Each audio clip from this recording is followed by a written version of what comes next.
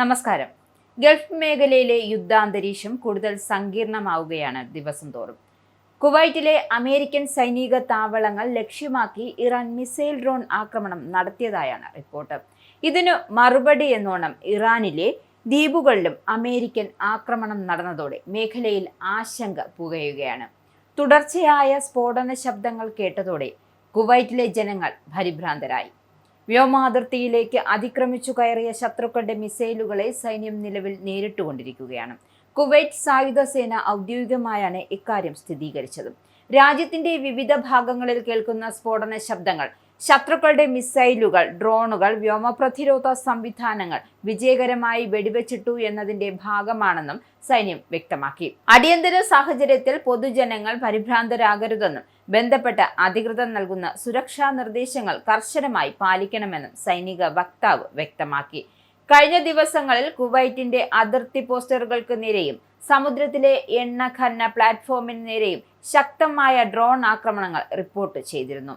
അതേസമയം ബഹ്റിനിലും മുന്നറിയിപ്പുണ്ട്. ജോർദാനിലും അമേരിക്കൻ താവളങ്ങൾ ആക്രമിച്ചു എന്ന് ഇറാൻ സ്ഥിരീകരിച്ചിട്ടുണ്ട്.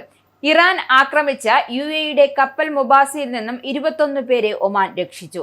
ഒമാൻ മാരിടൈം സെക്യൂരിറ്റി സെന്ററാണ് ഇക്കാര്യം വ്യക്തമാക്കിയത്. ഇതിനിടയിൽ അമേരിക്കയും ഇറാനും തമ്മിലുള്ള സൈനിക സംഘർഷം അതിരൂക്ഷമായ സാഹചര്യത്തിൽ ഗൾഫ് മേഖലയിലെ സംഘർഷം ഈ ഗൾഫ് മേഖലയിലെ വ്യോമപാതകളിൽ കടുത്ത സുരക്ഷാ ഭീഷണിയുണ്ട് എന്നാണ് European union aviation safety agency നൽകുന്ന മുന്നറിയിപ്പ്.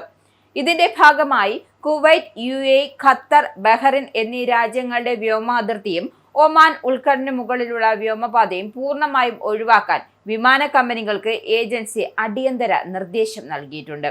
ഈ മേഖലകളിലെ സർവീസ് നടത്തുന്നതിന് കടുത്ത സുരക്ഷാ വെല്ലുവിളിയാണ് എന്ന് കണ്ടെത്തിയതിനെ തുടർന്നാണ് രാജ്യാന്തര വിമാന സർവീസുകളുടെ റൂട്ടുകൾ പുനഃക്രമീകരിക്കാൻ വ്യോമയാന മന്ത്രാലയം ഒരുങ്ങുന്നത്.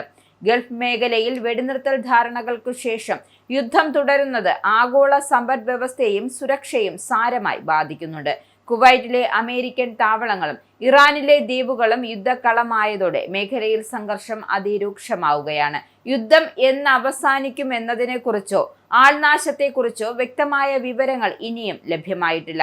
നയതന്ത്ര തലത്തിൽ വലിയ സമ്മർദ്ദങ്ങൾ ഉണ്ടെങ്കിലും ഇരുപക്ഷവും ആക്രമണങ്ങളിൽ നിന്നും പിന്മാറാത്തത് ഗൾഫ് രാഷ്ട്രങ്ങളെ കടുത്ത പ്രതിസന്ധിയിലേക്ക് തള്ളിവിട്ടിരിക്കുകയാണ്.